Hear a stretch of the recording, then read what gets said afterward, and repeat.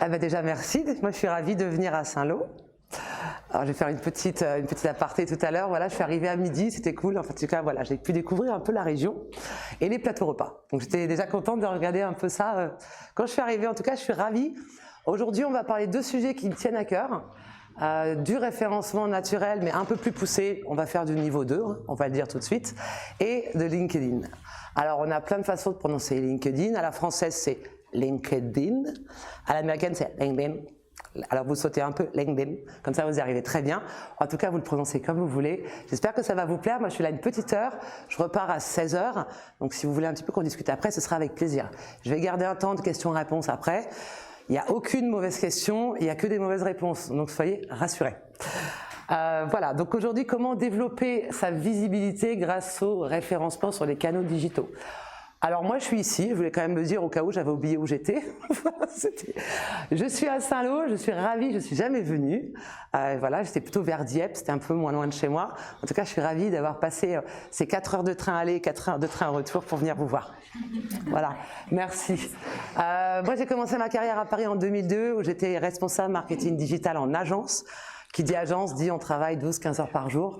Voilà, jusqu'en 2017. Du coup, après, j'avais envie d'avoir un peu de temps pour moi. C'était un peu utopique vu que je travaille 3 fois plus maintenant. Mais bon, ça, c'est une autre histoire en tout cas. Je suis maintenant, depuis 2018, consultante, professeure, coach et formatrice. Donc, j'ai 3 activités. La seule différence, c'est le point d'entrée. Des fois, c'est des entreprises, des fois, c'est des particuliers, des fois, c'est des écoles. J'enseigne toujours la même chose. Je débug toujours la même chose, je fais toujours la même chose. Ce sont juste les points d'entrée qui sont différents. J'aime LinkedIn et le SEO, donc c'est mes passions. Le SEO depuis 2002. On faisait des choses qui ne se faisaient pas et qu'on ne fait plus, mais on fait d'autres choses qui ne se font toujours pas différemment. En tout cas, vous allez voir, je vais faire voir 2-3 petits trucs sympas. Et pourquoi aussi ce réseau social-là? Parce que tout simplement, actuellement, aujourd'hui, il y a 22 millions en France métropolitaine quand même. 22 millions, alors quand je dis de membres, on crie un peu, non, 22 millions de comptes LinkedIn. Il y a des personnes qui ont 2 comptes, on est quand même quasiment, je pense, plus de 21 millions. Grâce ou à cause du Covid, on va le voir comme ça, on a gagné 2 millions en 1 an et demi. Donc c'est quand même pas mal, ça donne envie.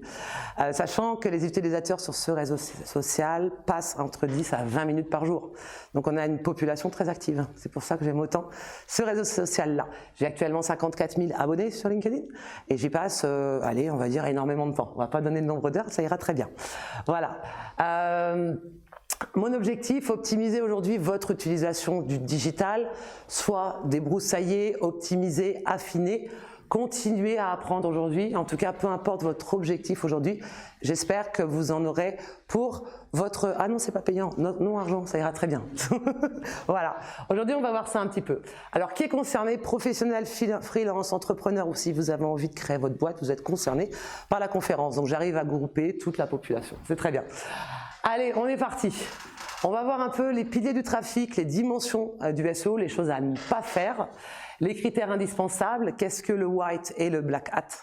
Voilà, on va passer un peu sur les choses interdites aussi, c'est sympa. Tant qu'à savoir si on a envie de les faire. Qu'est-ce que Google Hits? Ça tombe bien, moi je viens de manger, donc j'étais ravie, on va parler de Hits. Les backlinks, c'est quoi? Le SXO, les outils. On va parler de link évidemment. Des conseils pour poster efficacement et avec aussi quelques conseils sur l'optimisation de votre profil, quels sont les points à prendre en compte. Est-ce que ça va à tout le monde? Oui. Ouais, vive Saint-Lô, moi j'adore, c'est top. Alors, ok, eh ben on y va. Si ça, ouais, ça revient en arrière, c'est cool. Voilà, eh ben c'est parfait. Voilà, c'est beau. Alors, les piliers du trafic. Quand on appelle pilier du trafic, ça veut dire quel est notre point d'entrée pour venir sur notre site web. Donc vous avez plusieurs accès. On peut voir juste derrière, hein, pas besoin, mais j'ai pas besoin de lire, ça va, hein, donc c'est cool. Vous avez du coup, on va commencer par le sens inverse, c'est un peu plus rigolo, le trafic mail. C'est très simple, les newsletters, les mailings, les cold mails, les mails du coup froid, hein, ça tout le monde sait, je pense que c'est. Ça marche plutôt pas mal, il faut quand même acheter du coup des fiches, mais ça fonctionne très bien. Le canal email est vraiment un canal à ne pas oublier, aussi bien dans votre stratégie sur les réseaux sociaux que sur votre site web. Si vous avez des bons referrals et des bons DNS et que vous avez bien fait chauffer vos DNS, je vous assure que c'est un très bon canal d'acquis et surtout de transformation. On arrive beaucoup plus à transformer du coup par rapport au mail que sur le site web. C'est un peu plus compliqué. Excusez-moi. Oui, pardon, je vous écoute.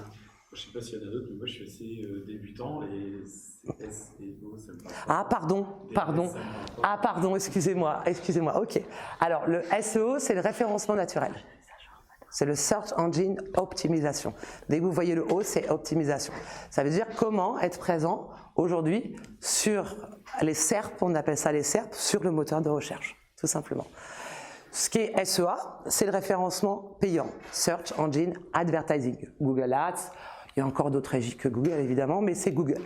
Donc le SEO, c'est comment, si on a un site web, comment être présent avec les intentions de recherche, les mots-clés et comment optimiser et vendre derrière et transformer, tout simplement. Et on dit toujours que le SEO est gratuit, mais si on veut vraiment bien le faire, il ne l'est plus, il faut le dire. C'est la vérité, c'est comme ça. Par exemple, aujourd'hui, je cherche un freelance en développement HTML. Pourquoi vous allez ressortir en premier et pourquoi lui en deuxième page? C'est ça qui va m'intéresser. Sachant que le taux de transformation sur la première page est de plus de 80%. On dit toujours, la blague chez les SEO, on dit toujours, on laisse les cadavres à la deuxième page de Google. Donc voilà, donc c'est important d'être en première page et pas à la fin de la première, dans les premières positions. Après, j'irai peut-être un peu plus loin si vous voulez pendant la pause. Vous avez plusieurs positions. Quand vous regardez un résultat de recherche, vous avez les annonces, souvent les 3/4 du temps en haut. Après, vous avez la position 0. Après, vous avez le Google My Business, donc si vous avez un référencement local. Et après, vous avez vos sites. Vous avez aussi de temps en temps, ça dépend de certaines requêtes, des YouTube, des Twitter et des choses comme ça. L'important, c'est de regarder toujours sur quels mots-clés vous voulez ressortir et où est-ce que vous êtes. Donc c'est ça le SEO. C'est comment être en premier, ou au moins dans les 3 premières positions. Parce que premier, c'est un peu compliqué. C'est très technique d'être premier. Donc voilà, c'est quoi le SEO? Est-ce qu'il y avait d'autres questions par rapport à le SEO, le référencement naturel? Non? Ok, on continue? C'est parti. Alors le trafic mail, du coup ça c'est vraiment très important le trafic mail. On a tendance malheureusement encore aujourd'hui à l'oublier. Et d'ailleurs, pas mal de mes clients aussi, je suis une très mauvaise élève. Voilà, je le dis aussi, ça arrive à tout le monde, on ne peut pas tout faire. Même si on a une agence, on a un petit peu de mal à tout faire. En tout cas, c'est un trafic qui transforme. Le trafic du coup référal, le trafic du référencement naturel. Ensuite, vous avez le trafic social, tous les réseaux sociaux. Vous allez voir après des outils qui vont vous aider à les trouver, vos sources de trafic. Le trafic social, le trafic direct, donc c'est soit directement des personnes qui connaissent votre site, qui tapent votre URL ou qui l'ont dans leurs favoris. Donc tout ça, on peut heureusement le voir avec des outils très simples d'utilisation, je vous rassure. Et le trafic organique, du coup, le trafic naturel, SEO. Alors, je vais aller tranquillement, parce que j'ai une petite heure, les 4 dimensions du SEO. Il faut savoir que quand on se dit toujours, on prend une agence, parce que je crois qu'il y a quelqu'un qui est dans une agence qui passe aujourd'hui, je crois, ou vendredi, en vérité, c'est pas un métier facile. Pourquoi? Parce que vous allez voir tout à l'heure, il y a environ 200 paramètres de référencement déclarés ou pseudo-déclarés par Google. Donc c'est quelque chose de très compliqué. Il ne suffit pas d'avoir un WordPress pour être présent. Donc les 4 dimensions du SEO, d'abord vous avez la technique, le NDD qu'on appelle chez nous les noms de domaine.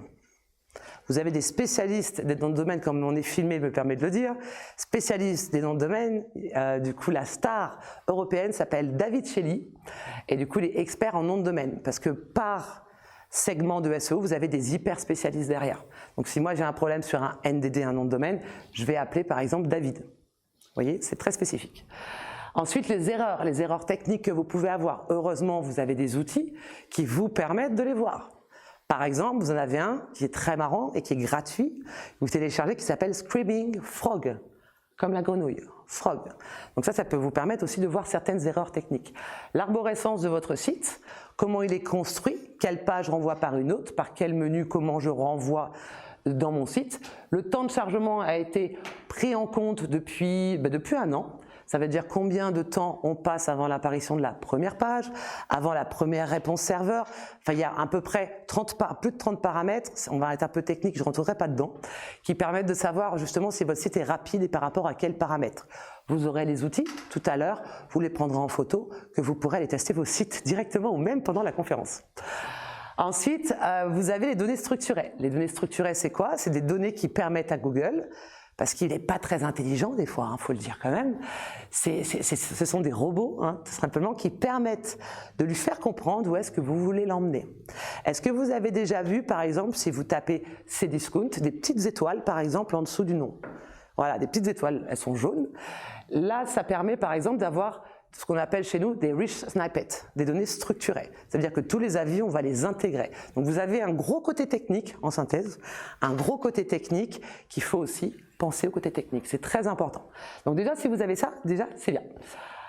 Ensuite, vous avez le on-page, donc ce que vous voyez sur la page. Quelle est l'intention de recherche? Google n'est pas un moteur de recherche. Google est un moteur de réponse. Et ça, c'est important de bien faire la différence. Il y a quelqu'un que j'apprécie énormément qui nous rabâche la tête avec ça, qui est spécialiste en cocon sémantique. C'est une architecture, on va dire architecture web.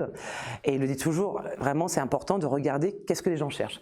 Est-ce que les gens cherchent comment réparer mon évier ou ils cherchent un plombier à Saint-Lô? C'est ça la question. D'accord? Est-ce qu'ils vont regarder un tuto avant? Qu'est-ce qu'ils vont faire? Quelle est leur intention de recherche? Une fois que j'ai détecté leur intention de recherche, je peux faire mes articles de blog.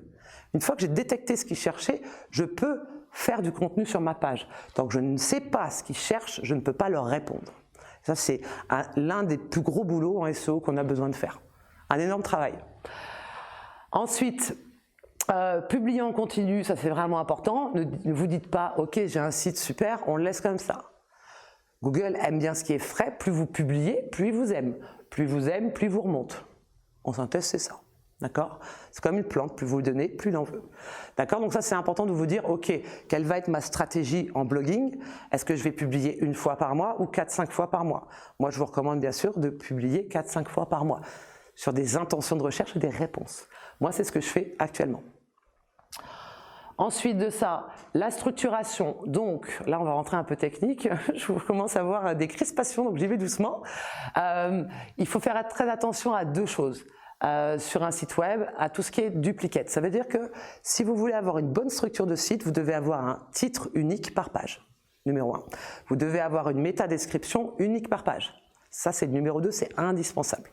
Vous devez avoir du contenu unique par page et vous ne devez pas l'avoir volé ailleurs, non plus. Donc heureusement, pour tout ça, il y a des outils. C'est important de savoir qu'il y a heureusement des outils. Notre plus gros problème actuellement chez nous, du coup, c'est de savoir quel outil fait tout. Il n'y en a pas. Il n'y en a pas. On switch de 1 à 50 outils à peu près pour faire les choses qu'on a besoin. C'est très compliqué. Donc ça représente un gros budget, parce qu'il y en a beaucoup qui sont payants, donc c'est quand même un gros travail. Ensuite de ça, les balises HN, du coup, qui vous permettent de structurer votre contenu. Donc les balises HN aident, du coup, à faire comprendre à Google où est-ce que vous voulez l'emmener. Donc il y a une structuration très spécifique de balises H. Vous mettez toujours une H1 en titre et seulement une H1 par page, et après une H2, plusieurs H2 si on veut, mais une H3. Il doit y avoir une architecture. Par exemple, on ne passe pas d'une H4 à une H2. Enfin, voilà, c'était un peu important. Ensuite, le off-page. Donc, quel âge a votre nom de domaine? Le DA veut dire Domain Authorities. Plus vous avez un site jeune, qui vient d'être ouvert, plus ça va être compliqué de vous positionner. Ça veut dire quoi? Ça veut dire que tout simplement, des fois, vous avez peut-être intérêt à racheter un ancien nom de domaine. C'est pour ça que je parlais des spécificités des noms de domaine. Un site jeune est très compliqué à faire pousser. Pourquoi? Parce qu'il n'a pas d'autorité de nom de domaine. Pour faire pousser ça, heureusement, il y a des techniques. Heureusement, c'est là où j'interviens. Il y a des techniques, du coup, pour les pousser. Le TF, ça s'appelle le Trust Flow. Du coup, c'est pareil, si votre site est tout neuf, eh bien, il sera dans la deuxième page. Donc l'intérêt, c'est de faire pousser tout ça pour le faire remonter. Prenons un exemple d'un client, on a ouvert un nom de domaine où il n'y a pas de mots-clés dans le nom de domaine, très compliqué à faire pousser. Tandis que par exemple, formation Segos se place en premier parce que déjà, il a un mot-clé dans son nom de domaine. Donc il y a 200 paramètres à prendre en compte, il faut être un peu fou pour en faire. J'avoue, moi ça va, je suis dedans à fond, donc c'est cool. Voilà, donc il y a pas mal de paramètres à faire. Ensuite, vous avez les backlinks. On verra un peu plus en profondeur du coup ce qu'on appelle les backlinks. Les backlinks, c'est quoi? C'est des liens externes qui pointent vers votre site. Alors, on a toujours tendance à penser que c'est des gens qui vous connaissent, qui vous donnent des backlinks. En vérité, tout s'achète, c'est pas vrai. On a du coup des plateformes qui existent où on peut commander des articles rédigés déjà. À niveau 1, 2, 3, tout dépend de la rédaction. Demain, si je veux, je passe sur le journal du net.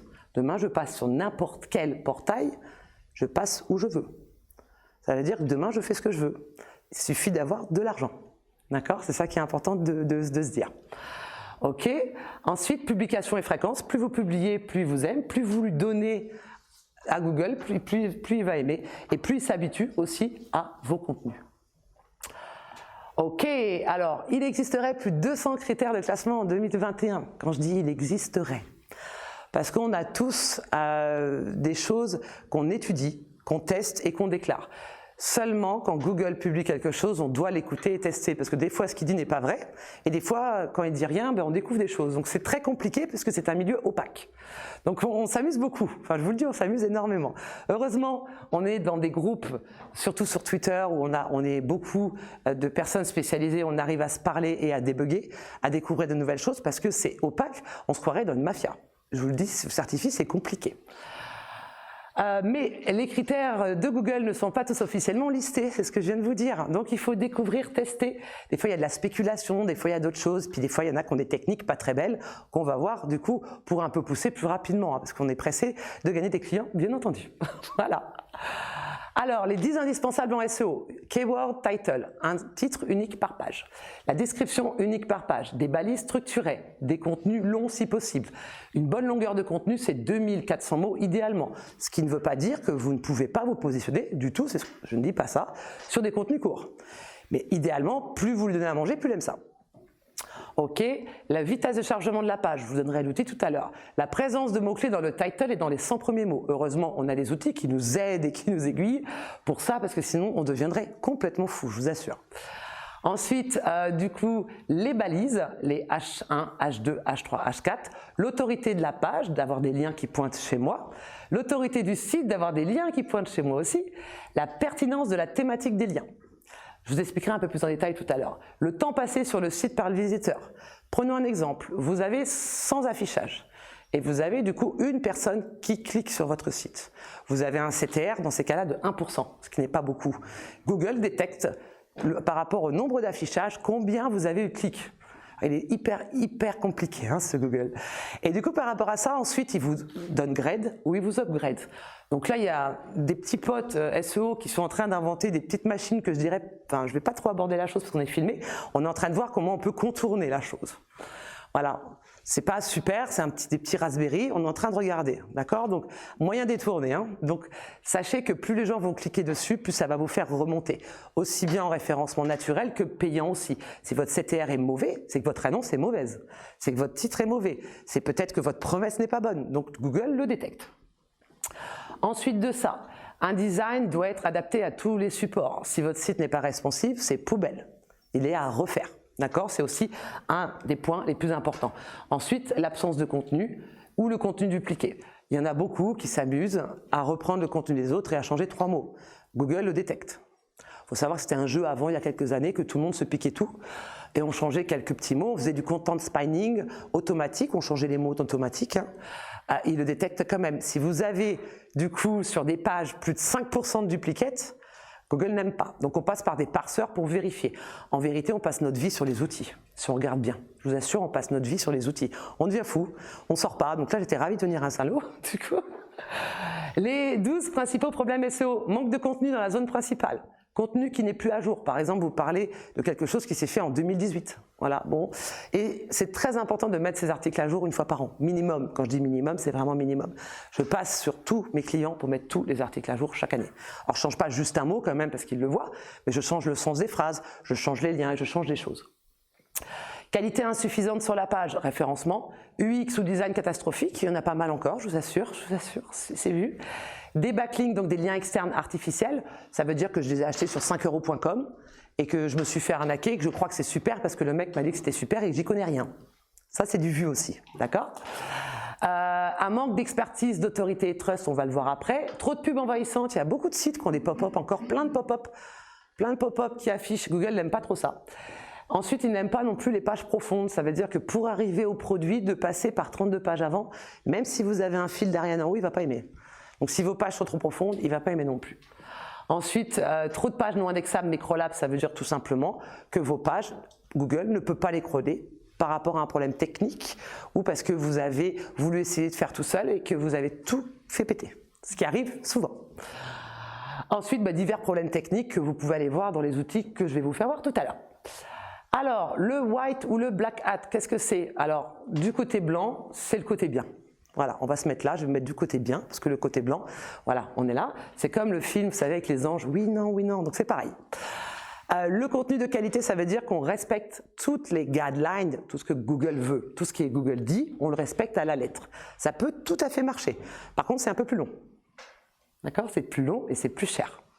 Ça veut dire qu'on respecte tout, on fait une stratégie de mots-clés raisonnable, on est raisonnable dans tout, on attend, on n'a rien à cacher, on attend super. On peut attendre des fois 2 ans. Hein. Okay.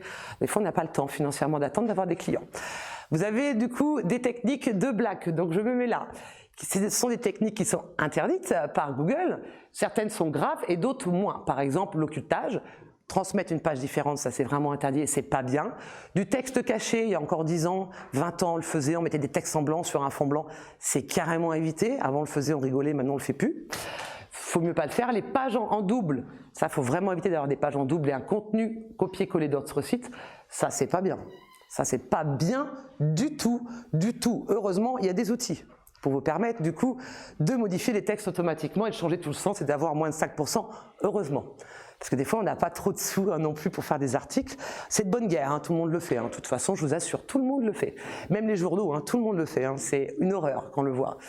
L'achat abusif de noms de domaine, ça veut dire quoi? Ça veut dire tout simplement, vous achetez des domaines expirés, 10, 20, 50, 100 euros, 200 euros, pour vous faire vous-même vos liens. C'est pas bien. C'est vraiment pas bien. Ok, il suffit juste de mettre un autre nom, voilà, c'est pas bien, mais ça se fait.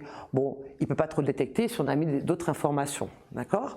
Donc ça peut être aussi un moyen un peu détourné. L'utilisation de balises nofollow, bon ça c'est un peu plus technique, on va pas rentrer dedans. Vous pouvez aussi bien sûr faire des requêtes serveurs, je ne les ai pas mises là, faire des requêtes serveurs pour apparaître quand vous tapez dans Google directement. Ça veut dire que vous forcez les Google Suggest pour essayer d'apparaître, c'est pas bien. Vraiment pas bien du tout, mais il ne peut pas le détecter. Voilà, donc ça c'est quelques techniques de black hat qui vous permettent d'aller plus loin. Il y en a encore plein d'autres, je ne vais pas toutes les citer. Google Hit, c'est quoi? C'est justement là-dessus qui se base pour savoir comment vous classer avec ces 200 paramètres. On ne parlera pas des pénalités de tous les animaux, pingouins, colibris, tout ce qu'on veut, on ne parlera pas parce qu'on n'a qu'une heure devant nous, donc on ne va pas trop pousser dessus. Google Hit, du coup, il vous classe, anciennement le PageRank, pour savoir en vérité où est-ce qu'il vous classe.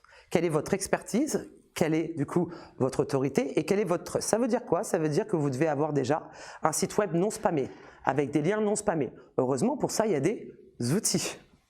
D'accord? Moi, j'ai encore vérifié avant-hier, j'ai 0, donc j'étais ravi. Ensuite, quelle est votre autorité? Par exemple, si je m'appelle Le Figaro, si je m'appelle Ouest France, il me classe très bien. Je suis là depuis longtemps, je publie des choses de qualité, je ne suis pas spammé, donc tout va très bien. Je m'appelle Wikipédia aussi, donc il va vous classer là-dessus. Et du coup, votre expertise, est-ce que vous publiez souvent des contenus d'expertise aussi? Il va vous classer là-dessus. Google cherche de plus en plus à prendre en compte la pertinence de vos contenus pour établir un classement. Donc tout ce que vous allez faire avant techniquement, c'est super, mais si vous ne rentrez pas dans les cases, ça ne sert à rien. Heureusement, on peut pousser tout ça. Heureusement, on est là pour ça. L'expertise, pour être mis en avant, votre contenu doit être pertinent et montrer votre expertise. Ça, c'est vraiment très important. Si vous avez du coup des sites web qui concernent les domaines de la santé, de la finance ou de la sécurité, ils sont souvent impactés du coup par les mises à jour Google. Je ne pense pas que ce soit le cas aujourd'hui. On ne va pas rentrer dans le détail du coup du YMCA comme je les appelle, mais c'est pas grave. L'autorité, recevoir des liens en provenance de sites d'autorité et influents dans votre domaine. Là, c'est très intéressant, je vais faire une pause là-dessus. Ça veut dire quoi? Ça veut dire très simplement que plus vous allez avoir des liens externes d'autorité qui pointent vers votre site, plus vous allez remonter dans les classements. C'est-à-dire que ces liens-là, vous pouvez les acheter ou demander un échange. Maintenant, les échanges sont plus rares, ça se fait quasiment plus. Donc, par exemple, si j'achète, et on peut les acheter, des liens sur lefigaro.fr qui vont pointer vers mon site à moi, ça me fait monter mon scoring. Je peux même demander au rédacteur d'écrire les articles si je veux. Bien sûr, ça coûte plus cher, il faut avoir un peu d'argent. Donc plus les backlinks, les liens externes que vous aurez sur votre site sont d'autorité, de gens connus et reconnus que Google apprécie, mieux ce sera. Ça, c'est très important. Déjà, en premier lieu, à minimum, et ça c'est la base, le certificat SSL pour être en HTTPS quand même. Ça c'est quand même le minimum. Et du coup, plus vous avez de liens vers vos réseaux sociaux, et plus Google aime. Si vous n'avez pas de trafic réseaux sociaux, Google n'aime pas. Voilà. Alors, comment rédiger des contenus correspondant aux critères HIT? Ça c'est important. Regardez, je crois que j'ai mis la même chose, la structure. Structurer, structurer, structurer. Ça, c'est un de mes fichiers Excel, à moi, qui m'aide toujours à travailler mes contenus. On peut voir, alors je crois que j'ai une petite lampe, voilà. On peut voir ici, du coup, l'URL à chaque fois avec le mot-clé dedans, la balise title avec le mot-clé, la description, la H1, le corps, le chapeau, le titre 2, tout ça, c'est la structuration d'un article. Et je dois à chaque fois vérifier que tout, à chaque fois, est pareil. Heureusement, je fais appel, parce que je ne le fais plus maintenant, j'ai fini, je fais appel à des rédacteurs et je dois tout vérifier à chaque fois qu'ils rentrent dans les cases, que tout est bien optimisé et structuré. On doit structurer ça de cette façon-là à chaque fois. Ça a l'air lourd et je vous assure que ça l'est vraiment. Donc, sur la structure, c'est bon. Les points importants. Écrire vos contenus par des experts afin d'apporter une fiabilité et une confiance. Si vous prenez un rédacteur externe et qui ne connaît pas votre métier, c'est pas la peine. Alors, les 5euros.com, vous en trouvez quelques-uns, heureusement, qui sortent du lot.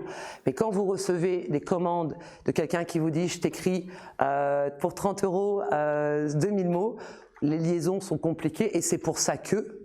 Voilà, donc par exemple, je donne des exemples, j'ai encore reçu un test aujourd'hui de quelqu'un, c'est un peu catastrophique, il vaut mieux payer un peu plus cher des vrais rédacteurs avec une vraie expertise dans votre métier. Par exemple, là, il y a des rédacteurs qui sont spécialisés en assurance, d'autres dans le milieu de la mode, d'autres dans les voyages. Oui, c'est vrai, ils sont plus chers, c'est vrai, mais vous vous classez mieux. Par exemple, moi, c'était la semaine dernière, j'ai été publié sur le Facebook de Canva parce que j'avais parlé de comment justement grâce à LinkedIn pouvoir optimiser son profil et ils m'ont publié.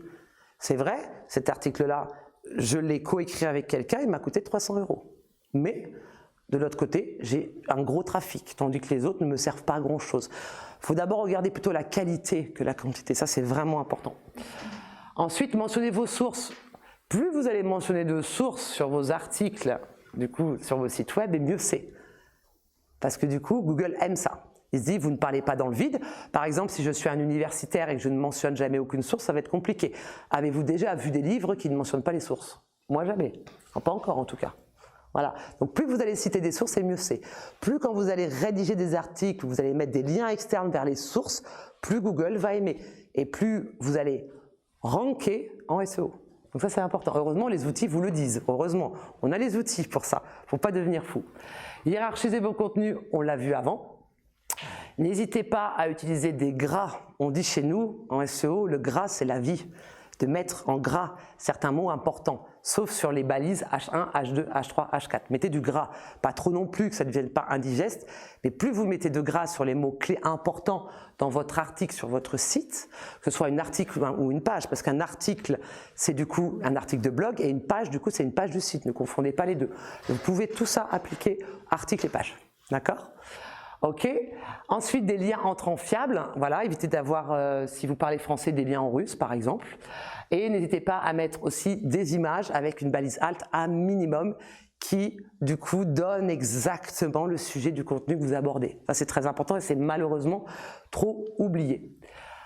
Ensuite, à quoi servent les backlinks dans une stratégie SEO? Ça, ouais. À vrai dire, si j'avais pas eu de backlinks sur des sites neufs, j'aurais eu du mal à pousser.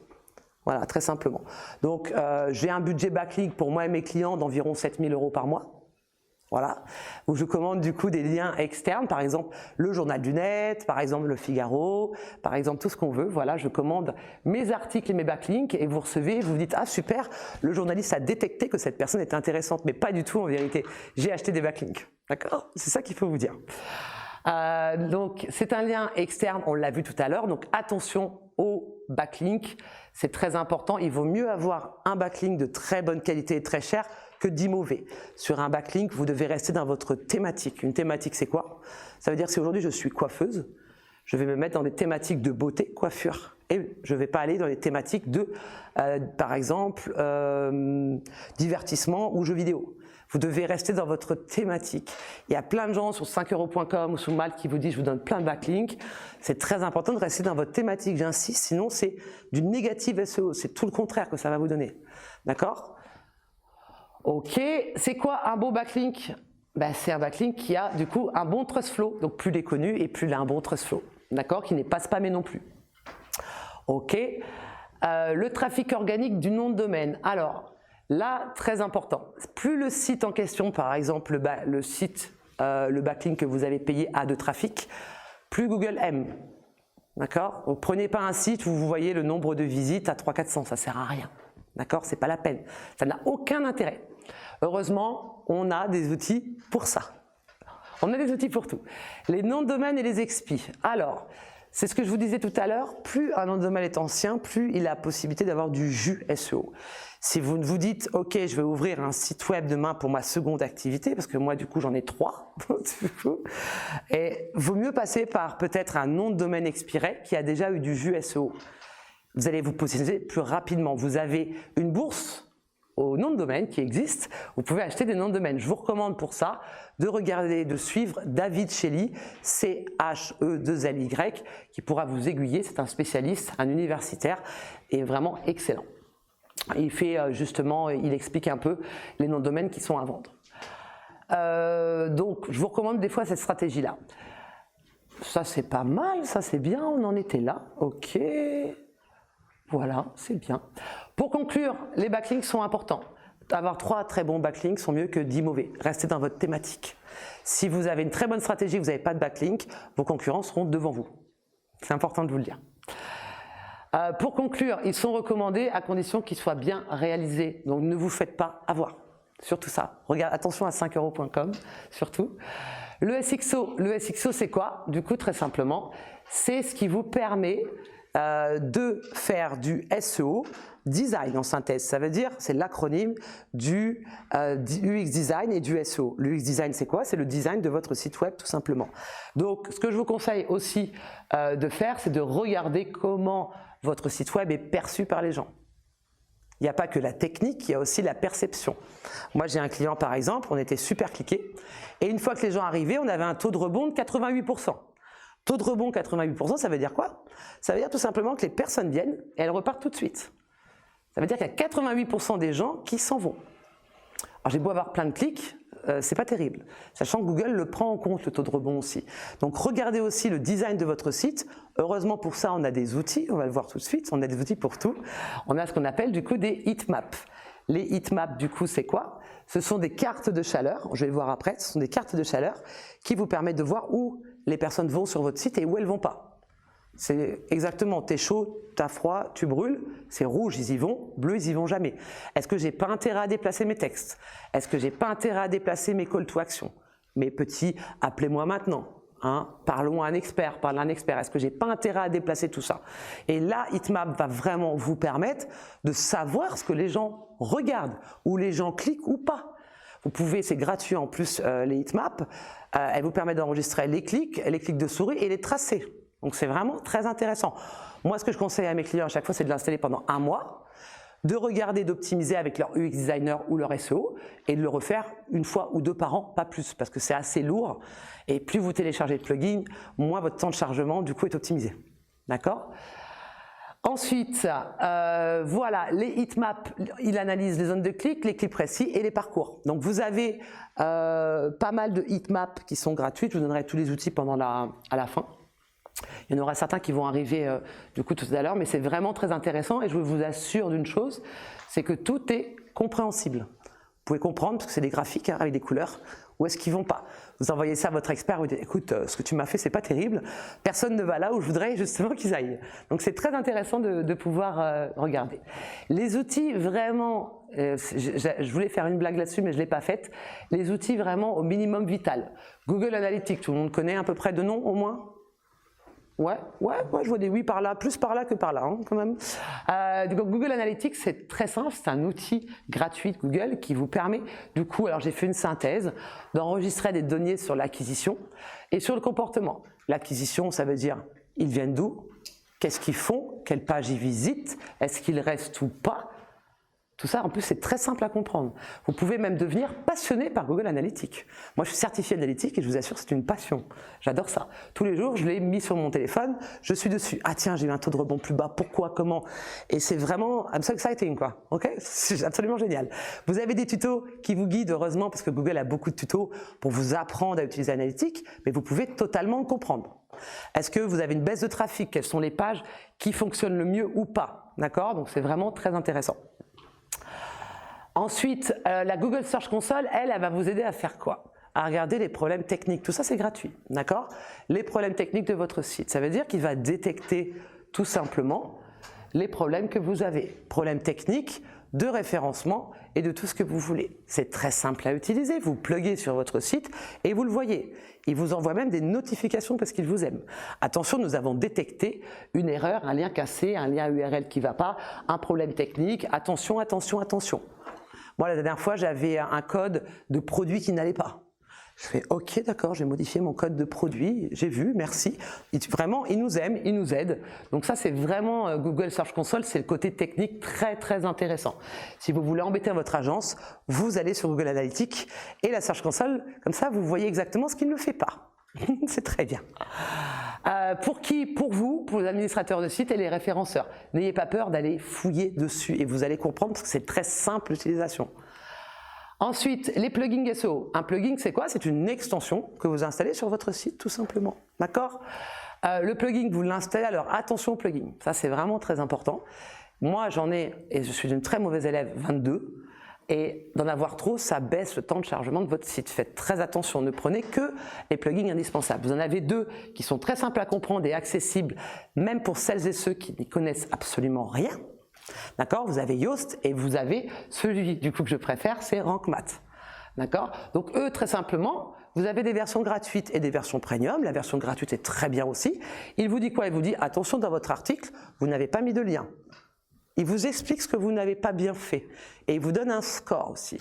Donc même sans rien y connaître, vous pouvez totalement faire des choses. C'est très intéressant. Il vous dit, vous n'avez pas mis de lien externe. Votre mot-clé n'apparaît pas dans les 100 premiers caractères.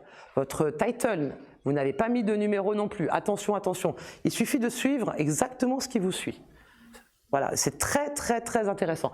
Vous avez évidemment des tutos, des prises en main, vous avez des chats, vous avez tout ce que vous voulez. C'est absolument super. Moi, je recommande vraiment plutôt Rank Math. Maintenant, après, chacun fait comme il veut. Pour aller plus loin, comme je vous le disais, il existe des outils pour tout. Voilà, on passe notre vie sur les outils. Pour trouver des mots-clés, des idées de sujets d'articles, des outils pour optimiser votre contenu, pour lutter contre le contenu dupliqué, pour analyser les pages web, des outils de crawl et analyse de log, des outils pour suivre votre positionnement sur les moteurs de recherche, des outils pour pinguer chaque mot-clé et chaque positionnement dans l'affichage de Google, donc les SERP comme on le dit, vous avez des outils vraiment pour tout. Les outils qui font un peu tout et les outils pour mesurer l'audience. Je vous en donne quelques-uns comme ça. Du coup qui sont mes préférés. Vous avez Ahref, lui permet, alors c'est payant, vous avez une version gratuite mais qui donne pas énormément de choses. Lui vous permet de faire quoi? De regarder vos mots-clés, votre concurrence organique, vos concurrents, parce que si on ne regarde pas les concurrents, ça sert à rien de se regarder soi. Donc là c'est vraiment un outil assez puissant. Le deuxième qui est plutôt mon préféré, qui est plutôt SEMrush, on dit SEMrush, c'est mon préféré, par contre il est un peu cher. Voilà, c'est là le problème. Alors vous avez 7 jours d'essai gratuit, mais on est plutôt sur du 180 € mensuel. D'accord? Par contre, il fait tout. Vous avez du tout en un, il fait tout. Il regarde par rapport à vos concurrents, vous marquez le nom de vos concurrents et vous dit attention, lui il a plus de mots-clés, son article est mieux que le tien. Pourquoi? Parce que les backlinks qu'il a, ils sont comme ça. Je te conseille de faire cet article-là parce que lui, il a eu beaucoup de clics là-dessus. C'est impressionnant. Là, c'est vraiment l'outil, votre meilleur ami, c'est celui-là. D'accord? Donc SEMrush, vraiment très intéressant. Il est un peu barbare hein, au début à comprendre, mais il suffit de fouiller un peu et voilà, et ça roule tout seul. Alors, passons maintenant à mon réseau social favori. Ce qui est très intéressant du coup sur Link, c'est que moi je n'ai pas eu besoin, et ça c'est très intéressant pour moi, je n'ai pas eu besoin d'avoir mon site web pour faire du business. Parce qu'on parle de site web depuis tout à l'heure, super, on a terminé hein, sur le site web. Donc ça, c'est mon expérience personnelle. Moi, j'ai passé pas mal d'années à analyser parce que du coup, je suis professeur chez Kedge, un peu partout, voilà, en stratégie digitale, en diagnostic. Voilà, c'est un peu moins exciting, mais moi j'aime beaucoup. En diagnostic, en stratégie et en SEO, donc je suis prof un peu partout, consultante, formatrice, et ce que j'ai pu voir, c'est que je n'ai jamais eu besoin, je l'ai fait quand même parce que ça me faisait plaisir, d'avoir un site web pour avoir du business. Ça veut dire qu'à partir du moment où j'ai compris comment fonctionnait le réseau, c'est arrivé tout seul. Je n'ai jamais fait de prospection. D'abord, je déteste prospecter, je crois que je suis la plus mauvaise commerciale du monde. Même si j'ai été directrice commerciale, je suis la plus mauvaise qui soit. Je suis même gênée si j'ai quelque chose à vendre, donc voilà. Et du coup, avec une vraie stratégie sur mon profil, sur mes contenus, sur ma ligne éditoriale, sur les gens que j'accepte ou pas, voilà, je ne vais pas rentrer dans les chiffres, mais je n'ai pas eu besoin de site internet sur ma troisième activité. Ni mes clients non plus. Donc ce qui est intéressant de vous dire, c'est que vous pouvez totalement, quand vous démarrez une activité ou si vous voulez la pousser sur le réseau, commencer aussi par link et puis vous ouvrir seulement une page ou deux si vous avez envie. Pour un site web, une landing page, des fois, suffit au début. Après, vous continuez à l'agrémenter. Mais LinkedIn est vraiment un canal de communauté. Ça veut dire que vous créez des gens qui s'intéressent à vous, à vos valeurs, à votre personnalité et puis aussi à votre business. C'est vraiment un canal de personal branding où vraiment on peut créer une communauté. Moi, je suis partie de rien et voilà, je suis ravie d'être là où je suis parce que je connais chaque personne qui interagit avec moi. D'ailleurs, tout à l'heure, il y a quelqu'un qui m'a dit bon courage, hein. Il paraît que les Normands, ils sont durs. J'ai fait t'inquiète pas, on va se taper un calva après, ça va aller. Excuse-moi, j'ai oublié de te souhaiter ton anniversaire. Elle me dit t'inquiète pas, Emmanuel, c'est pas grave. Et moi, voilà, c'était clair. Et moi j'aime bien avoir ces relations avec les personnes. Je suis très sociale. Même si je suis enfermée chez moi tout le temps, je suis très sociale comme fille sur les réseaux sociaux. Et du coup, c'est ce lien qui est intéressant. Et LinkedIn fonctionne vraiment comme un réseau social et d'acquisition. Et c'est ça qui me plaît, c'est que ça garde le côté business. Et voilà, je voulais vous le dire, n'ayez pas peur. N'ayez pas peur quand vous voyez des gens, oh là là, elle a 52 000 abonnés, moi j'ai une copine qui a 200 000 abonnés, je suis pas à son niveau, c'est pas grave. C'est pas le nombre d'abonnés, c'est pas le nombre de contacts que vous allez avoir. C'est est-ce que déjà vous parlez à votre cible avec sa problématique, comment vous vous présentez. Même si vous avez que 500 ou 1000 contacts, peut-être que votre cible est là déjà. C'est pas avec le nombre qu'on regarde la qualité des choses. D'accord ? Moi, je sais que je me suis déjà vu faire 40 bornes pour aller chez un coiffeur plutôt qu'un autre. Je préfère aller chez l'autre parce que voilà, je sais très bien ce qu'il fait, l'autre pas. Donc, LinkedIn est un canal d'acquisition que je vous conseille vraiment. Vous avez, comme tout à l'heure, on a parlé de dimensions. Il y a plusieurs dimensions sur LinkedIn. Vous avez votre profil. Premièrement, j'ai fait une petite coquille, tiens. Votre profil personnel. Déjà, premièrement, il faut savoir qu'on ne parle pas à une entreprise. On parle à des gens.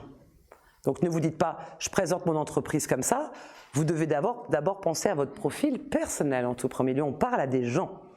Ensuite, pensez à votre page entreprise, très bien. Il faut penser aussi au paramétrage. Ensuite, quelle est votre cible? Cœur de cible, primaire, secondaire, influenceur, prescripteur, il faut y penser. Dans toute stratégie, on ne se lance pas comme ça à l'aveuglette, on se dit « ok ». Moi, quand j'accompagne des entreprises ou des personnes, j'ai un questionnaire de 70 questions. Alors, ce qui est cool, c'est que du coup, la moitié abandonne, ce qui m'arrange parce que je n'aurai pas le temps de les former non plus, de toute façon. Et quand je leur envoie le questionnaire, ils fuient. Très bien, ça m'arrange. Ça veut dire que tu n'es pas motivé. Parce que moi, j'ai besoin d'analyser les concurrents, de connaître ton métier, de connaître ton cœur de cible primaire, de savoir qui tu vas devoir approcher, qui tu vas devoir accepter et refuser. Donc, tout ça est une stratégie globale. Et je sais que c'est un peu lourd, mais à un moment, il faut y passer. On ne se lance pas comme ça, tête baissée, d'accord? Je ne vais pas aller, par exemple, ouvrir un coiffeur spécialisé en teinture blonde au fin fond de l'Inde. Hein. Enfin, je ne sais pas. Il y a un moment, il faut aussi penser à votre cible. Ensuite, quelle est votre cible? Est-ce que vous êtes accessible aussi? Et est-ce que vous avez fait, du coup, un plan de hashtag? Sur les réseaux sociaux, vous avez des tags. Vous avez des hashtags. Okay. Est-ce que le hashtag avec lequel je vais publier, je vous donnerai tout à l'heure des recommandations, est-ce qu'il est suivi par des gens qui parlent français? Est-ce que moi je parle français dans mes posts? Premièrement. Alors si vous mettez management, ah oui, c'est très bien comme hashtag, il y a 300 000 abonnés, super. Mais par contre, c'est des gens qui parlent français et anglais. Est-ce que ça m'intéresse? Et est-ce que ça m'intéresse d'être noyé sous les 300 000 personnes qui publient aussi? Non, c'est toute une stratégie de hashtag. Est-ce que du coup, vous avez pu regarder le volume des tags? Deuxième chose, moi j'ai un plan de hashtag, comme ça, voilà, tranquille. Ok, là je publie avec celui-là, petit, moyen, gros hashtag, bim. Ok, stratégie, elle est là. Est-ce que je le mets au début à la fin? Est-ce que j'apparais du coup dans les SERP de recherche de LinkedIn ou pas? Blablabla, tout est calculé hein, dans le truc. Hein. Faire un post, ça me prend 2 heures. Hein. Impressionnant, hein, je le dis quand même. Off-page, du coup, c'était la petite blague pour faire la petite blague du SEO. Off-page, du coup, le réseau. Est-ce que vous avez déjà un vrai réseau? Est-ce que vous avez des gens qui peuvent vous commenter? Est-ce que vous avez des gens qui peuvent vous présenter? Est-ce que vous avez une vraie communauté? Et ça, c'est important. C'est la question que je pose régulièrement. Il y a beaucoup d'entrepreneurs, du coup, qui ont fait 360 degrés sur leur activité. Est-ce que mon réseau est toujours quali? Est-ce que par rapport à ce que je fais aujourd'hui et là où je veux aller, est-ce qu'il est qualifié? C'est ça ma question. Ah là, c'est plus compliqué. Est-ce que si j'ai changé 7 fois de travail et j'ai changé de secteur et d'activité, est-ce qu'il est toujours quali? Compliqué. Donc ça, c'est aussi une question à vous poser. Ensuite, sur vos publications, qu'est-ce que vous allez publier? À quelle fréquence? Qui va pouvoir vous commenter? Parce que s'il n'y a personne qui vous commente, vous allez avoir moins de vues. Je ne dis pas que vous n'aurez pas de business, je dis que vous aurez moins de vues. Le commentaire sur Link est roi. Le like est le prince et le commentaire est roi. Dites-vous juste ça. Est-ce que vous avez développé assez d'amitié virtuelle avec des personnes que vous commentez pour qu'elles aient envie, elles, de vous rendre l'appareil? La vie est un ascenseur. Si moi, par exemple, je vous commente régulièrement, est-ce que vous aurez plus envie de me commenter? C'est ça la question à se poser. Si vous voyez que c'est toujours à sens unique, ne commentez plus la personne. C'est ça qui est important.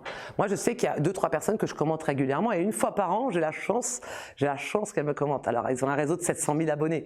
Évidemment, au lieu de faire 20-30 000 vues sur mes publications, je vais en faire 200 000 parce que leur réseau est gros. Je ne dis pas que c'est une stratégie parce qu'en plus, ces gens, je les aime beaucoup. D'accord? Donc, publier des commentaires aussi, ça peut être intéressant et une bonne stratégie du coup sur LinkedIn. L'algorithme de LinkedIn fonctionne de plusieurs manières. Je ne vais pas vous perdre, hein, je vous jure, je vais vous expliquer, vous allez voir. Là, je n'ai pas fait de schéma parce que je me suis dit que ça allait être horrible. L'algorithme fonctionne d'une certaine manière. Ça veut dire qu'il y a plusieurs points, il n'y en a pas 200, il y en a une dizaine. Premièrement, est-ce que j'appuie quand je vois un post sur le voir plus? Tout le monde a bien vu sur les petits posts voir plus. Premier indicateur qui envoie à LinkedIn le fait que peut-être son post est intéressant. Number one. Number two, est-ce qu'il y a eu quelques likes? Deuxième indicateur. Troisième indicateur, est-ce qu'il y a eu des commentaires? Waouh, il adore les commentaires. Est-ce qu'il y en a eu beaucoup et rapidement? Et est-ce que la personne qui a publié a commenté rapidement? Parce que si vous partez pendant ce temps-là, c'est pas la peine. Vous devez rester collé. Oui, je suis prête à recevoir les commentaires. C'est vrai, c'est comme ça que ça passe. Ensuite, combien de temps les gens ont passé sur votre publication?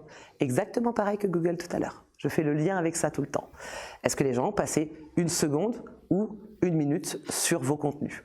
Tout ça sert d'indicateur à LinkedIn pour savoir si votre post va pousser beaucoup ou pas. S'il va faire 200, 300, 10 000, 5 000, 500 000 vues, tout simplement. Bien sûr, les Américains font beaucoup plus de vues parce qu'ils sont 173 millions. Voilà, c'est sûr que c'est pas juste. Moi, je vous le dis, c'est vraiment pas juste. Je suis d'ailleurs effarée parce qu'ils peuvent publier des choses pas terribles et ils ont plein de vues, plein de commentaires et plein de business. Et nous, on doit ramer parce qu'on n'est que 22 millions.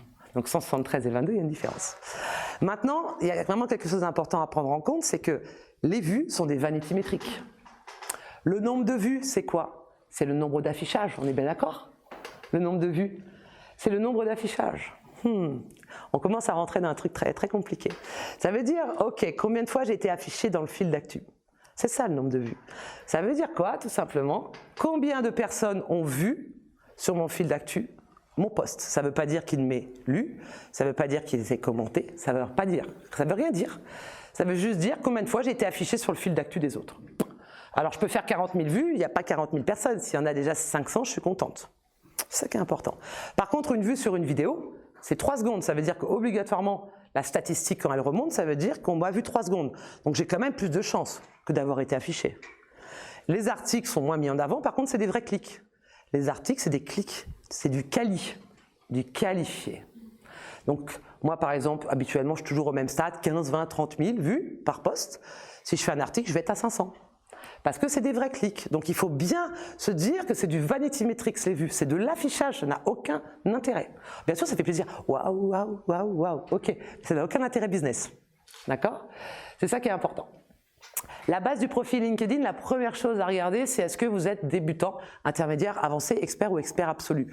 Ça, vous pouvez le voir dans votre tableau de bord, vous pouvez regarder tout de suite si vous voulez. Vous avez un petit tableau de bord dans votre profil qui est de couleur bleu clair. Regardez déjà, il vaut mieux passer en expert absolu pour être plus visible du coup par LinkedIn. Il vous donne des points en plus.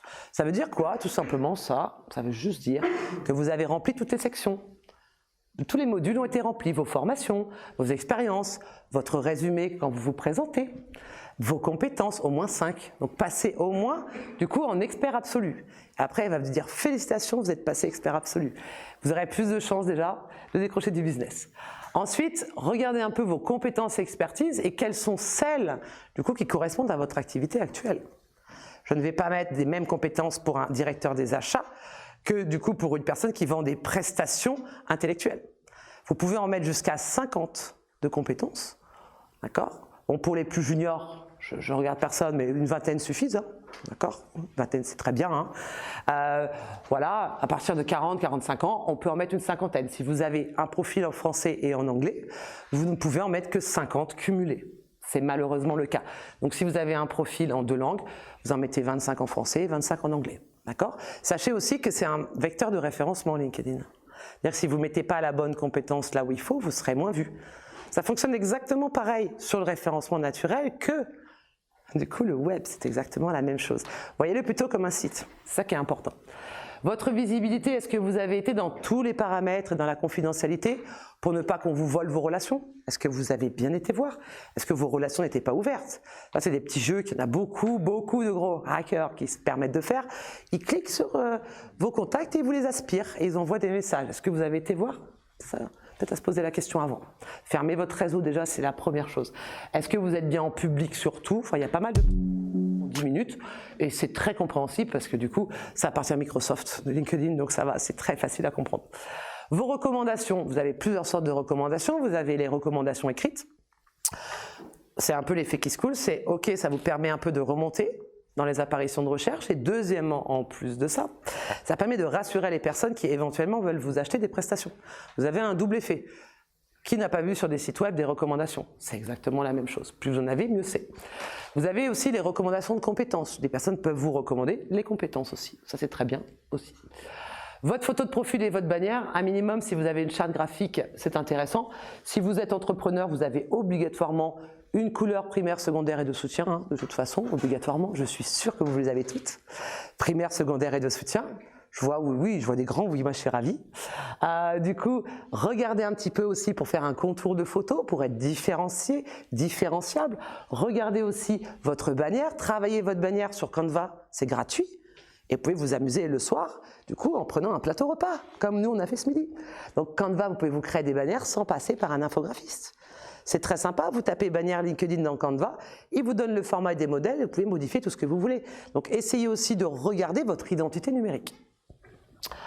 Ça c'est bon. Ok, on y va. Alors pour le timer, je pense que je suis à peu près bon. Je vois pas l'heure, mais je pense que je suis à peu près ok. Vos expériences, n'hésitez pas du coup à détailler les expériences précédentes que vous avez eues. Faites très attention aussi au titre de poste que vous avez eu. Si vous avez eu un titre de poste en interne, essayez de le traduire en un titre de poste qui se voit régulièrement, qui est recherché sur Google. D'accord? Ensuite de ça, sur votre formation, si vous avez suivi des formations, n'hésitez pas aussi à les mettre et à mettre aussi ce qu'elles vous ont apporté. D'accord? Si les formations n'ont rien à voir avec votre métier actuel, n'hésitez pas à regarder s'il y a un lien entre vos formations et ce que vous faites actuellement. Est-ce que vos compétences sont transférables, tout simplement? Et on arrive toujours à trouver quelque chose, je vous assure, il suffit de se casser un peu la tête. Votre résumé. Alors, votre résumé à propos rubrique info, tout dépend dans quelle langue vous l'avez. Votre résumé, du coup, c'est exactement pareil que sur un site web. Qui suis-je? Si on ne dit pas qui on est, on n'explique pas qui on est, qu'est-ce qu'on cherche, qu'est-ce qu'on propose, d'où on vient, pourquoi nous, quelle est notre différence, quelle douleur client j'arrive à résoudre avec mes prestations. Si je cherche un emploi, il va falloir plutôt montrer ses soft skills et hard skills, mais présentez-vous. Voilà, présentez-vous. C'est l'un des exercices les plus compliqués. Voilà, je le dis, je préfère. C'est très compliqué de parler de soi. C'est la chose la plus compliquée qui soit. Moi, pour faire un résumé d'une personne, grâce au questionnaire, je mets quand même 1h50. Moi, alors que j'en fais toute la journée. Parce qu'il y a un ton de com, quelqu'un a un ton de com différent. Là, j'ai accompagné une ancienne DG de chez Veolia, c'est un peu plus compliqué. Là, j'ai accompagné une personne, là, avant-hier, qui est certificatrice ISO 9001. Vous voyez, les tons sont différents, les styles sont différents, les parcours sont différents, toutes les personnes sont différentes. On ne peut pas se fier à des matrices spécialement tout le temps. C'est très compliqué. Demandez à quelqu'un de votre famille ou quelqu'un d'autre qui vous aide à la rédiger. Et est-ce que ça vous ressemble? Et est-ce que ça me donne envie de cliquer? C'est ça qui est important. Donc faites des tests. Malheureusement, on ne peut pas installer de carte de chaleur sur LinkedIn encore, quoique un jour, ça pourrait être le cas. Ça m'intéresserait par exemple. C'est un sujet de recherche que j'ai actuellement. La traduction de votre profil, vous pouvez ouvrir un profil en plusieurs langues tant que vous voulez. 2, 3, 4, plusieurs profils, ça, il n'y a aucun problème. Par contre, si vous décidez d'en ouvrir plusieurs, regardez si ça a un intérêt pour vous. Est-ce que vous publiez dans cette langue-là ou pas? Est-ce que ça a vraiment un intérêt pour vous? Est-ce que vous avez des clients qui parlent anglais? Oui, peut-être alors dans ces cas-là. Mais sinon, il n'y a pas d'utilité. C'est pas la peine des fois d'en faire plus. Des fois, le plus est l'ennemi du bien. C'est ce que je dis des fois. Écoutez, est-ce que voilà, j'ai fait un. Alors là, franchement, je me suis beaucoup amusée avec ça. Voilà, je le dis, j'ai pas le droit de monter malheureusement. En route, alors est-ce que vous avez envie du coup d'aborder LinkedIn? C'est ça la question. Les réseaux sociaux et le social selling, déjà, c'est quoi? Je reviens un peu ici. Qu'est-ce que c'est que le social selling? Alors, c'est très simplement l'art de savoir utiliser les réseaux sociaux pour se vendre. Tout simplement. En synthèse, c'est même pas la peine de lire le reste. Donc, ça veut dire que vous allez aussi créer une communauté autour de vous qui vont être des ambassadeurs, des personnes qui vont pouvoir vous aider dans votre business. C'est une nouvelle approche de la vente et c'est ce qui permet du coup de vendre sur LinkedIn. On peut voir du coup normalement juste ici, avoir un beau profil, accroître son réseau. D'accord, c'est un petit peu tout ce qu'on vient de voir pour réussir à vendre sur les réseaux sociaux. Bruno vous en parlera un peu plus parce qu'il aura lui une heure un peu pour vous en parler vendredi. Comment faire du social selling? Page entreprise bien optimisée. Et est-ce que vous avez des abonnés à votre page entreprise? Comment en avoir plus? Comment engager? Comment? La première peut-être question à se poser, c'est qui va s'occuper de la page entreprise?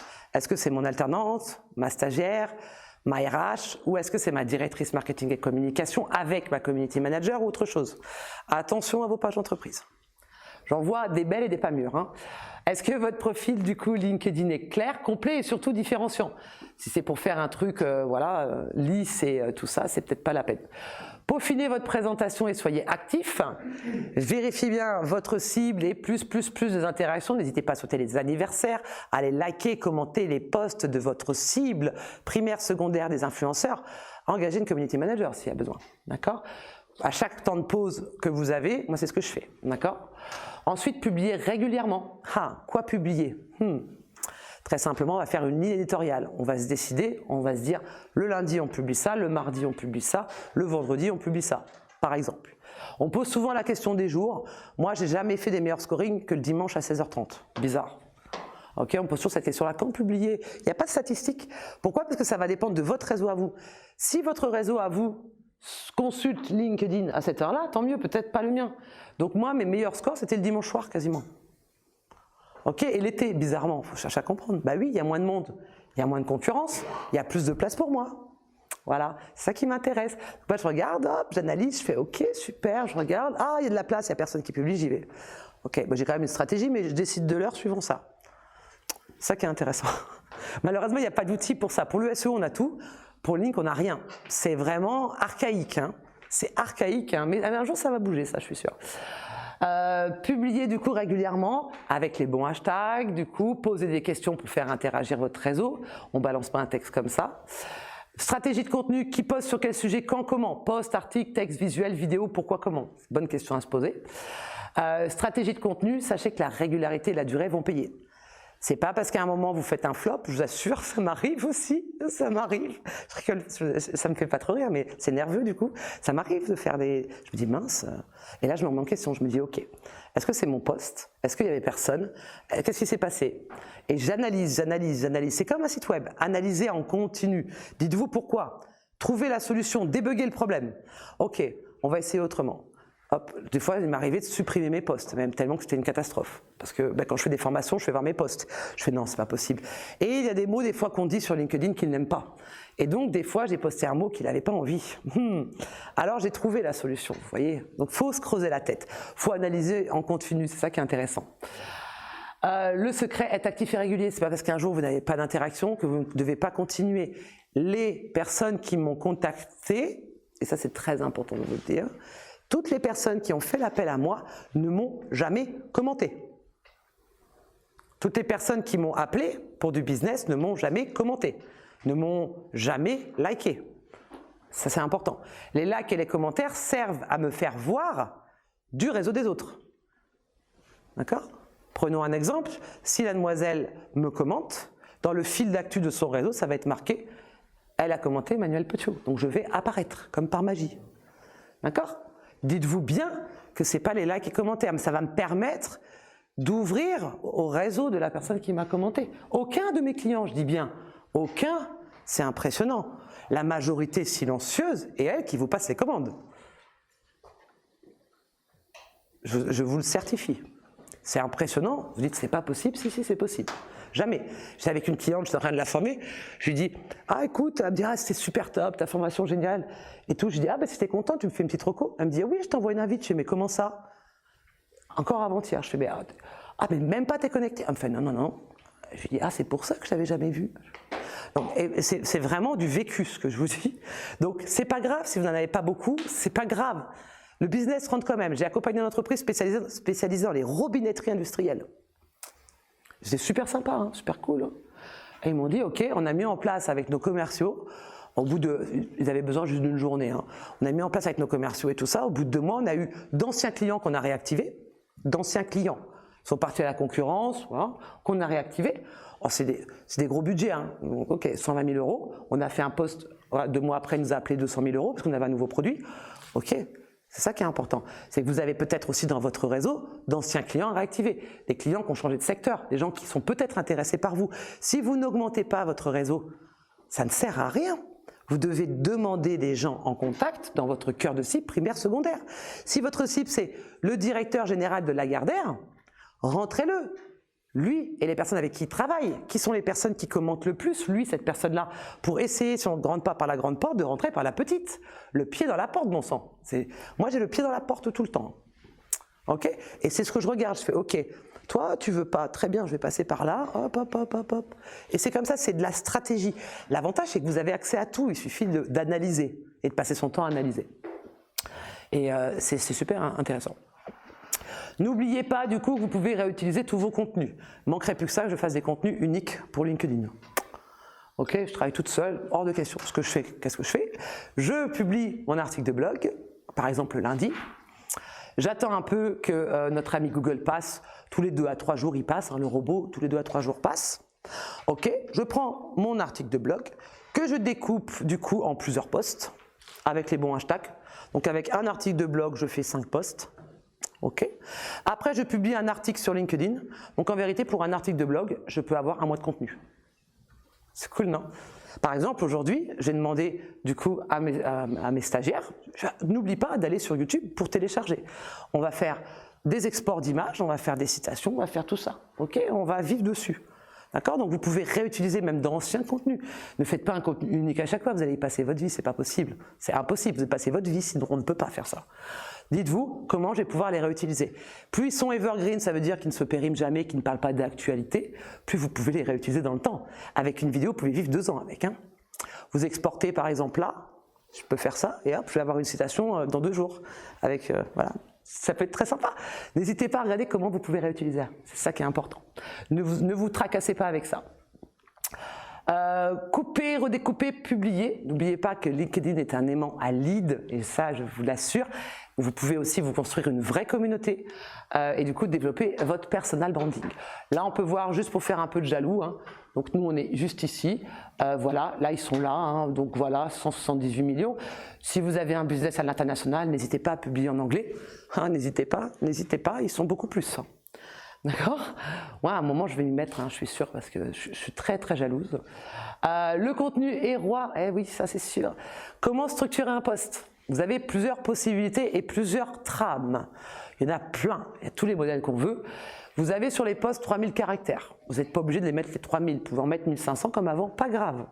C'est pas plus c'est long et mieux c'est. Vous avez plusieurs matrices. AIDA, PASOA, Alors PASSOA, du coup, c'est problème, action, solution, outcome et du coup, action derrière. Vous avez des livres qui parlent de ça. Vous pouvez approfondir sur Internet, PASSOA, vous regardez en même temps. Voilà, on n'est pas là pour ça, on n'est pas là pour le copywriting aujourd'hui. Vous avez les choses un peu plus simples qui sont situation, cible, proposition, ce qu'utilisent les hommes politiques. Alors actuellement, nous avons un énorme problème. Je vous propose de situation, tout ça, c'est ce qu'on récupère des hommes politiques, d'accord? Situation, cible, proposition, j'ai vécu ça, j'aurais voulu aller là, je propose ça. Ce ne sera pas sur ces mots-là, mais la structuration sera la même. Problème, action, solution. Vous aussi, vous avez une baisse de vos affichages, là, ok? Ah ben justement, nous aussi, on avait eu ça. C'est pour ça qu'on a décidé de faire avec cette solution-là. Parfait, ça marche aussi. Douleur client, comment résolution? Troisième framework, douleur client. Alors là, il faut y aller fort. Hein. Ok, je ne suis pas une as du copywriting, mais des fois, j'y vais un peu fort aussi, surtout pour mes clients. Par exemple, vous venez, alors c'était un assureur, hein, voilà, c'est des trucs très différents. Vous venez encore une fois d'être résilié. Votre malus explose les compteurs. On avait fait une blague comme ça. Douleur client, oui, je viens de me faire virer. Oui, je fais comment? Il y a une obligation d'assurance. Okay. Là, on a joué sur la douleur client à fond. Voilà, explose les compteurs, c'était le truc qui nous a fait rire. Voilà. En tout cas, ça avait pas mal marché. Alors, comment justement pouvoir résoudre ton problème-là? Eh bien là, je te propose ça. Donc ça, c'est un autre framework. C'est quand même pas mal. Dans tout ça, en tout cas, moi des fois, je publie avec mon cœur, je ne prends pas mes structurations de contenu pour les faire entrer dans des cases. Souvent, je publie avec mon cœur aussi, quand j'ai un peu plus de temps, je structure, mais pas tout le temps, parce que je n'ai pas le temps. Voilà, il ne faut pas se dire pour être parfait, déjà il faut commencer. En tout cas, écoutez-vous juste un petit peu avant de vouloir essayer de rentrer dans des cases. C'est ça qui est important. Écoutez, moi je pars à 16h, malheureusement, voilà. Donc voilà, je ferai mon train vers 17h. Merci en tout cas d'avoir participé à la présentation. J'espère qu'en tout cas c'était aussi agréable que moi. Je vous remercie.